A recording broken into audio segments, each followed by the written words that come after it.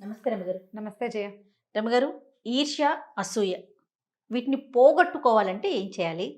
అంతకన్నా ముందు అసలు 2 ఒకటేనా? కాస్త దగ్గరగా ఒకటే. అవునా? అసూయ, ఈర్ష్య ఇవన్నీ ఏంటంటే అక్కా, చెల్లి ఈర్ష్య, అసూయలు. పక్కవాడిని చూసి బాధపడ్డాం. వాడికి ఉందే అని బాధపడ్డాం. మనకు లేదే అని చింతపడ్డాం. వాడికి ఏదైనా వస్తుంటే వాడికి వచ్చేస్తుందో అని బాధపడ్డాం. వాడు ఏదైనా గుడికి వెళ్తుంటే అమ్మో వీడికి ఇంకా కలిసి వస్తుందేమో అనిపించటం. ఇవి చిన్న చిన్న విషయాల దగ్గర మొదలయ్యి పెద్ద విషయాల దాకా ఉంటాయి. పిల్లలు తమ దగ్గర లేని బొమ్మలు పక్కవాడి దగ్గర ఉంటే ఈర్ష్యపడతారు. వాళ్ళ నాన్న ఎంచక్క వాడికి అన్నీ కొనిపెడతాడని. అది క్రమంగా తాళ ప్రమాణాన్ని అయిపోతుంది. తాడి చెట్టు అంత ఎత్తు అయిపోతుంది. ఇది అయిష్టం, ఆ ఫీలింగు. కొంతమంది వాళ్ళతో నాన్న చాలా ప్రేమగా ఉంటున్నాడు, మా నాన్న ఉండడు, అలా ఫీల్ అవుతారు. ఒక్కోళ్ళు వాడు తెల్లగా ఉన్నాడు, నేను రంగు తక్కువగా ఉన్నాను. లేకపోతే వాడికి మార్కులు వచ్చేస్తున్నాయి, నాకు రావట్లేదు. ఇప్పుడు తెలుపు నలుపుకి ఏం చేయలేం. వాళ్ళ నాన్న బాగా కొనిపెట్టడం, మన నాన్న కొనలేకపోవడానికి ఏం చేయలేం. వాడికి చదువు వస్తుంది, నాకు రావట్లేదు దగ్గర మనం కొంచెం ఆలోచించవచ్చు. వాడు తెల్లగా ఉన్నాడు, నేను నల్లగా ఉంటే ఏం చేస్తాము? అంతే కదా. వాళ్ళ అమ్మ నాన్న తెలుపు, వాళ్ళ ఇంట్లో అందరు తెల్లగా ఉన్నారు, అమ్మాయి తెల్లగా ఉంటుంది. మన ఇంట్లో కొంచెం అందరు రంగు తక్కువ, మనం కూడా కాస్త కలర్ తక్కువగా ఉంటాం. ఇలాంటి వాటికి పోలికలు పెట్టుకుని ఈర్ష్యపడి, అసూయపడి, కుళ్ళిపోతానని పెంచుకుంటే ఏమీ చేయలేకపోతాం. వాటికి ఏం చేయలేం. మనం ఏం చేయాలి? ఆ తెలుపుని జయించగలిగే ప్రజ్ఞ ఏదైనా మనం చూపించాలి. అసలు రంగుల మీదకి పోదు, తాత్కాలికమైన విషయం అది. రంగు, రూపు అవన్నీ చాలా తాత్కాలికమైనవి. ప్రజ్ఞ, మేధస్సు, మంచితనం శాశ్వతమైన లక్షణాలు. ఇప్పుడు స్వభావాల్లో మార్పులు, సౌందర్యంలో మార్పులు ఏం చేస్తాం? ఇప్పుడు కొంచెం మనకు బ్యూటీ పార్లర్ అవి ఇవి అవకాశాలు, అంటే అవి పైకి కనిపిస్తాయి రమ్మగారు, ఇవి పైకి కనిపించవు, మనతో పాటు ఉంటాయి. అదే కదండి. ఇప్పుడు మనకి తెలియని తనంతో అలాంటి ఊహలు వస్తాయి. చిన్నప్పుడు ఎక్స్ప్రెస్ చేస్తారు. అవును, ఎక్స్ప్రెస్ చేస్తారు. చిన్నపిల్లలప్పుడు తెలీదు, వీళ్ళంతా ఏమైనా అనుకుంటారని, తనని చెనబుచ్చుకోవాల్సి వస్తుందని అంత తెలియదు, అలా తెలియదు కదా. చిన్నప్పుడు ఎక్స్ప్రెస్ చేస్తారు. అమ్మ ఎందుకే తెల్లగా ఉంది, నేను ఎందుకే నల్లగా ఉన్నాను, అలా బాగా ఫీల్ అవుతారనమాట. ఆఖరికి కృష్ణుడు కథల్లో కూడా అలాంటివి చెప్తుంది. అన్నయ్య ఎందుకు తెల్లగా ఉన్నాడు, నేను ఎందుకు నల్లగా ఉన్నానని కృష్ణుడు అడిగాడని. కృష్ణయ్య అడిగాడని హిందీ వాళ్ళ కథల్లో బాగా కనపడతాయి. ఓకే. అంతే.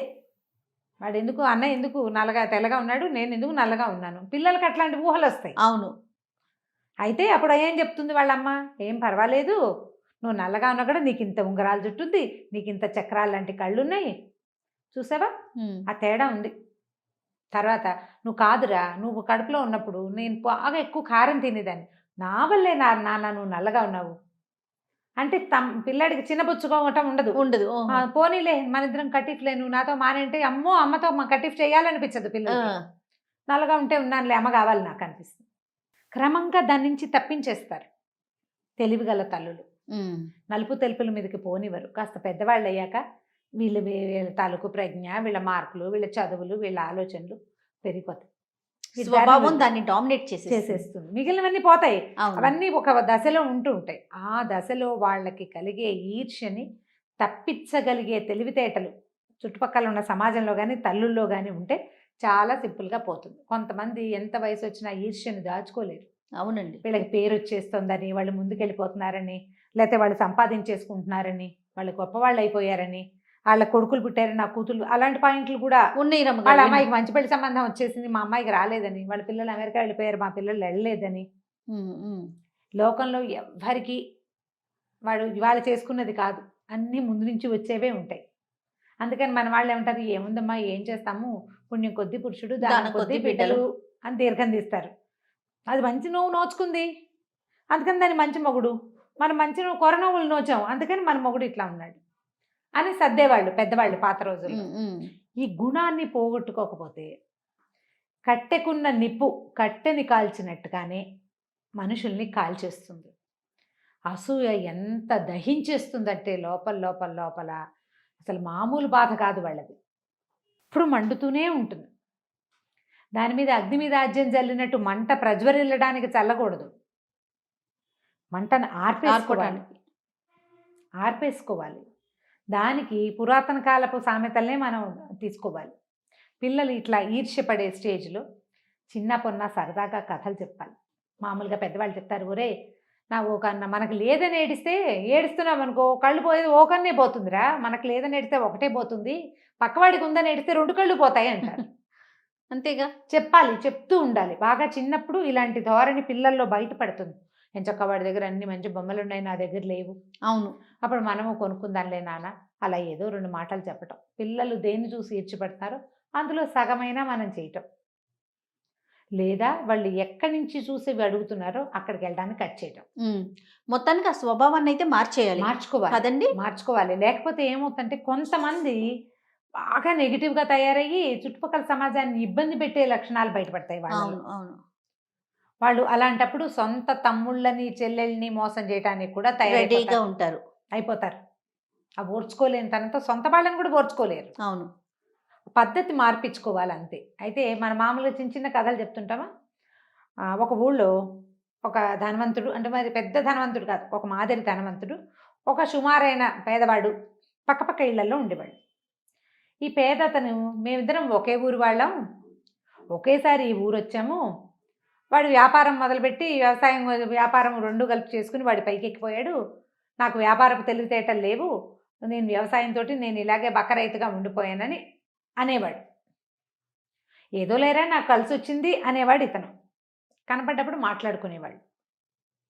అయితే ఈ రోజు దినదినగండ 100 ఏళ్ళ ఆయుష్గా ఉన్నటువంటి బక్క పేద రైతుకి అతను ఏంటంటే చాలా కష్టపడితే ఏదో ఒక మాదిరిగా వచ్చేది. ఒక్కోళ్ళకి భలే అదృష్టం తిరిగిపోతుంది. 2 ఎకరాల పొలం వాళ్ళే మెల్లిగా జాగ్రత్తగా చేయటం వల్ల వాళ్ళ సమయం కలిసి వచ్చో, ఎక్కడి నుంచైనా 10 రూపాయలు కలిసే అవకాశం వచ్చో వీళ్ళు బాగా పెరుగుతారు. అవును. 2 యాడ్ అయ్యి మెల్లిగా 10-15 ఎకరాల ఆసాంలో అయిన వాళ్ళని చూస్తూనే ఉంటాం మనం. అతని విషయంలో అట్లా జరగల. ఆయనకు సంతానం ఎక్కువ, ఆ 2 ఎకరాలతోటే ఉన్నాడు. పక్కనున్న ఆయన అదే 2 ఎకరాలతో మొదలుపెట్టి ఏదో చిన్న వడ్ల వ్యాపారం మొదలుపెట్టి పని ఎక్కువ చేసి శ్రమపడి ఒక 15 ఎకరాల ఆసామి అయ్యాడు. అయితే కొంచెం సంపాదన పరుడు అయిన తర్వాత ఆ డబ్బులున్న ఆయనకి కొంచెం భగవత్ చింతన మొదలైంది. రోజు గుళ్ళోకి వెళ్ళేవాడు. వీళ్ళు ఏమనుకునేవాడు, ఈ పక్క రైతు అనుకునేవాడు, వీడు బాగా దేవుణ్ణి కాకపట్టి ఇంకా ఇంకా పెరిగేందుకు దోహదం అవుతుంది అనుకునేవాడు. ఆయన కాకపట్టడానికి కాదు, ఆయనలో వచ్చేసింది. వచ్చి రోజు వెళ్ళేవాడు. పోనీ నువ్వు వెళ్ళొచ్చు కదా. ఈయన వెళ్తే అబ్బో అక్కడ ఎడ్లు ఏమైపోతున్నాయో గేదెలు ఏమైపోతున్నాయో అనిపించేది. రోజు వెళ్ళడానికి నాకెక్కడ కుదురుతుంది, నాకు పని ఉంది, వాడికి వ్యాపారం కూడా ఉంది కాబట్టి అది దేవుణ్ణి కాకపట్టడానికి వెళ్తున్నాడు. అతను గుడికి ఎందుకు వెళ్తున్నాడో నీకు అసలు అవగాహనే లేదు ఇతనికి. సరే ఇలా కొంతకాలం అయ్యాక ఇంట్లో వాళ్ళు ఎంతసేపు గుళ్ళోకి వెళ్తున్నామని ఏదో మాట్లాడాక నాకు తపస్సు చేసుకోవాలనుంది, నేను తపస్సు చేస్తానన్నాడు. వాళ్ళు ఈయన రోజు గుడికి వెళ్తాము, క్రమంగా దేవతార్చనలోకి వెళ్ళిపోయాడు కదా, ఊరుకున్నారు. పక్క రైతు కనిపించింది, అమ్మా వీడు తపస్సు కూడా చేశాడంటే ఈ 15 ఎకరాలు 150 ఎకరాలు అయిపోతాయి. కాబట్టి ఇప్పుడు నేను ఏమైనా సరే ఈ వ్యవసాయాన్ని నా పెద్ద కొడుకు అప్పచెప్పి నేను కూడా తపస్సు చేద్దాం అనుకున్నాడు. సరే ఆయన తపస్సుకి వెళ్ళాడు. ఏ అడవికి ఆయన తపస్సుకి వెళ్ళాడు, అదే అడవికి ఈ బక్క రైతు కూడా వెళ్ళాడు. ఓ చెరువుకి ఓవైపు ఆయన తపస్సు మొదలెట్టాడు, ఇంకోవైపు ఈయన తపస్సు మొదలుపెట్టాడు. ఎంతసేపు చూస్తూ ఉండేవాడు, వాడి తపస్సు ఎంత మటుకు వచ్చిందా అని. ఈయన చేయటం కాదు, తపస్సు చేసేవాడు, కూర్చుని ఉండేవాడు, కానీ ఎప్పటికప్పుడు అతని ధ్యాస ఇతని మీద ఉండేదన్నమాట.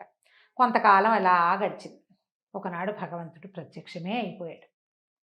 ముందు ఈ ధనికుడి దగ్గరికి వెళ్ళాడు భగవంతుడు. వెళ్ళేసరికల్లా ఆయన, నాయనా ఏం కావాలి నాయనా అని అడిగాడు. ఆ ధనికుడు అన్నాడు, బాబు ఇంత ప్రపంచాన్ని ఇచ్చావు, ఏదో తినడానికి తిరగడానికి కట్టుకోవడానికి కూడా అన్నీ ఇచ్చావు, సంతానాన్ని ఇచ్చావు, ప్రపంచాన్ని చూడడానికి 2 కళ్ళు ఇచ్చావు దేవుడా. ఏ కళ్ళు లేకుండా, అసలు కళ్ళు లేకుండా కబోది పక్షులు ఎంతమందో ఉన్నారు. 2 కళ్ళు ఎందుకు నాకు, ఒక్క కన్నుంచు, నా 2వ కంటిని ఎవరైనా కళ్ళు లేని ఒక కబోదికి దానం చేసి అతడు ప్రపంచాన్ని చూసేలాగా చేయవా దేవుడా.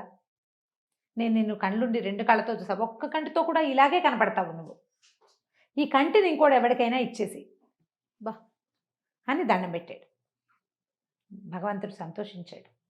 ఇంకేదో కావాలని కోరకుండా నీ తపస్సుకి నీకు 2 కళ్ళు లేకపోయినా కూడా నన్ను చూడగలుగుతావు, నీ కోరిక ప్రకారం నీది ఒక కన్ను ఇంకా కనపడదు, ఈ నేత్రాన్ని కబోది వాడు ఎవడైనా ఒకడికి ఇంకోటి ప్రార్థించిన వాడికి ఇస్తాను నేను, వాడి కోరిక మేరకి అని చెప్పాడు. సరే ఈయనకు ఒక్క కన్ను ఉంది. ఆయన మళ్ళీ భగవత్ ప్రార్థన చేసుకున్నాడు. అక్కడి నుంచి లేచి ఇంటికి వెళ్ళిపోయాడు. ఆయన వెళ్ళిపోవటం చూసిన పేద రైతు ఓ మనం కూడా ఇంకొంచెం గట్టిగా చేస్తే దేవుడు వస్తాడని అర్థమై బేగ తీసుకుని కూర్చున్నాడు. సరే, భగవంతుడు ప్రత్యక్షం అయ్యాడు ఈయనకు కూడా. ఏం కావాలి నాయన అని అడిగితే, చెరువుకి ఆవతల పక్కన ఉన్న నా స్నేహితుడు ఏం అడిగాడు, దానికి 2 ఇవ్వు స్వామి, నాకు ఇంక ఏమీ వద్దు. వాడు 15 ఎకరాలని 150 చేయమని అడుగుంటాడు. 150ని 2 చేస్తే ఎంత అవుతుంది? 300 అవుతుంది. 300 ఎకరాలు ఓ కొల్లలు 30 తరాల పాటు నా పిల్లలు కూర్చుని తిన్నా సరిపోతుంది అనుకున్నాడు. పక్కవాడు అడిగింది ఏమిటి? ఒక కన్ను. దానికి 2 అంటే 2 కళ్ళు. కళ్ళు పోయింది. ఈయన నిర్ఘాంతపోయాడు రైతు. అయ్యో అయ్యో, నా కళ్ళు కనపట్లేదు దేవుడా, నిన్ను అత్యద్భుతమైన స్వరూపాన్ని చూశాను, ఇప్పుడు నా కళ్ళు కనిపించట్లేదంటే భగవంతుడు చెప్పాడు, నువ్వు చేసిన తపస్సు వల్ల నువ్వు నన్ను చూడగలిగావు. నీ కోరిక వల్ల నువ్వు ఏది చూడలేకుండా అయిపోయావు. నీకేది కావాలో నువ్వు అది అడగాలి, పక్కవాడికి ఏది ఉందో అది కాదు. నువ్వు ఏం చేసినా నీ కళ్ళు రావు. అప్పటి వరకు హాయిగా 2 ఎకరాల పొలాన్ని సొంత కళ్ళతో చూసి సేద్యం చేసుకునే రైతు భగవంతుడు చూసిన ఆ కాస్త పుణ్యాన్ని మూట కట్టుకుని అలాగే గుడ్డిగా చేతులు తడుముకుంటూ వెళ్ళిపోయాడు. వెళ్ళిపోయి కళ్ళు పోయినాయి. నీ కథంతా తెలిసిన మొదటి ధనవంతుడు ఆ ఇంట్లో ఉండి రోజు దైవ ప్రార్థన చేసేవాడు. పాపం బక్క రైతు, వాడికి ఏదీ లేదు, నా కన్నుని పోయిన నువ్వు తీసుకుని నా కన్నుని వాడికి ప్రసాదించు దేవుడా అని.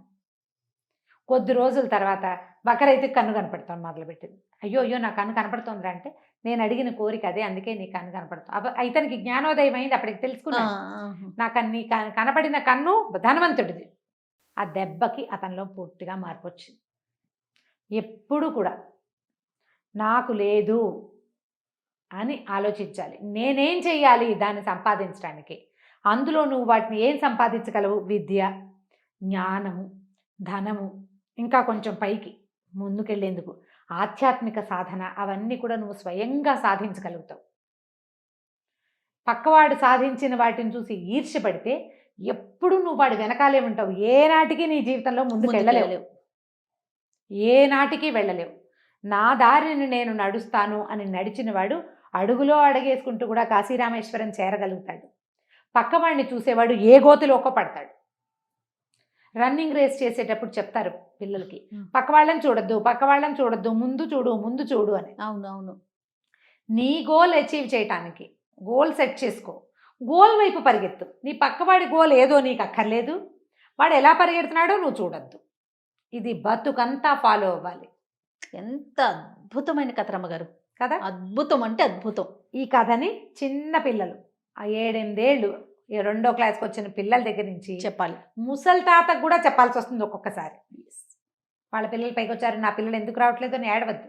అవునండి. భగవంతుడా ఇలాంటి పరిస్థితి ఎందుకు వచ్చిందో, ఏ జన్మలో చేసిన కల్పించాను అపరాధమో ఇది, అపరాధాన్ని క్షమించు, నా పిల్లలు ముందుకెళ్లేలాగా చేయలేదా, నన్ను ముందుకెళ్లేలాగా చేయి, ఈ దారిలో వెళ్ళకపోతే ఇంకో దారి తీసుకుంటాను నేను అని ప్రయత్నం చేసిన వాడు ఎప్పుడు ముందుకెళ్తాడు. ఈర్ష్యలు, అసూయలు, దేశాలు పెట్టుకుని వాడి మీద అసూయపడి వాడికి ఏదైనా ఎగ్గు చేసి వాడికి ఏదైనా నష్టపరిస్తే, ఇప్పుడు నీకు లేకపోవడం ఒకటితో అయితే పాడు చేసింది ప్లస్ అయిపోతుంది. అంతే కదా, అది ఇంకో బరువు, అది ఇంకో సర్దిమూట అవుతుంది, నువ్వు అది మొయ్యాల్సి వస్తావు ఆ పాపాన్ని. కాబట్టి దాన్ని తీసుకోకుండా మీ వరకు మనం ఏం చేయాలి? దుర్యోధనుడి కథ చెప్పుకుంటాం. ఈర్ష్యాసూయలతోటి దుర్యోధనుడు పాండవులకి రాజ్యం వెళ్ళనివ్వకూడదన్న పట్టుదలతోటి చివరికి తన రాజ్యాన్ని తను చేసుకోలేకపోయాడు, కోల్పోయాడు. పాండవుల కథ దీనికి ప్రత్యక్షమైన ఉదాహరణ మన ముందు యుగంలో జరిగింది. అవును, వీళ్ళు నిజానికి అఖండ సామ్రాజ్యానికి వారసులు అయినప్పటికీ, వాళ్ళ నాన్న రాజ్యం అయినప్పటికీ వదిలిపెట్టేశారు. మాకు 5 ఊళ్ళు ఇస్తే చాలని ఒప్పుకున్నారు వాళ్ళు. కానీ అతను తనది హక్కు కాని విషయానికి కూడా అతను పోరాడినందుకు ఏమయ్యాడు? తమ్ముళ్లతో సహా 100 మంది తమ్ముళ్ళ మరణానికి, కొన్ని లక్షల మంది మరణాలకి కారణమయ్యాడు దుర్యోధనుడు. చరిత్రహీనుడిగా మిగిలిపోయాడు కదా, చరిత్రహీనుడు అయిపోయాడు. దుర్యోధనుడు ప్రవర్తన దుష్ప్రవర్తనగా ఉండిపోయింది. దాంట్లోకి వెళ్ళొద్దు. పోనీ ఉండిపోయింది, పోనీ అతను ఏమైనా అనుభవించాడా? లేదు, అది లేదు కదా. పగతోనే అంతమయ్యాడు. కేవలం ఈర్ష్య, అసూయ, అంతే. అది తప్ప రెండోది లేదు. మిగిలిన అన్ని వ్యవహారాల్లో దుర్యోధనుడు చాలా బలవంతుడు, చాలా గొప్పవాడు. అతను చాలా జాగ్రత్తగా చేశాడు రాజ్యాన్ని తనున్నప్పుడు. కానీ ఈర్ష్యని జయించలేకపోయాడు. కామక్రోధ లోభమోహ మదమాత్సర్యాల్లో ఒకటి ఇది. లోభం, నాకే కావాలన్న ఉద్దేశం పోగొట్టుకోలేకపోయాడు. పోగొట్టుకోలేకపోతే చివరికి ఏమైంది? అదే దారి. కాబట్టి ఈర్ష్య, అసూయ ఉండకూడదు. ఎలా ఉండాలంటే నామమాత్రంగా, ఇప్పుడు వాడు ఒకడు మన పక్కన ఉన్న వాడికి 100 మార్కులు వస్తాయి, ఈర్ష్యపడు, 101 సాధించడానికి ప్రయత్నం చేయి. ఒట్టి ఈర్ష్య పడితే ప్రయోజనం లేదు కదా. కష్టపడాలి కదా. వాడి పరీక్ష పేపర్లు పాడు చేద్దాంలేండి దిక్కుమాల ఉద్దేశాలు వస్తాయి, అందులోకి వెళ్ళకూడదు. చాలా బాగుంది రమ్య. నమస్తే. నమస్తే శ్రేయ.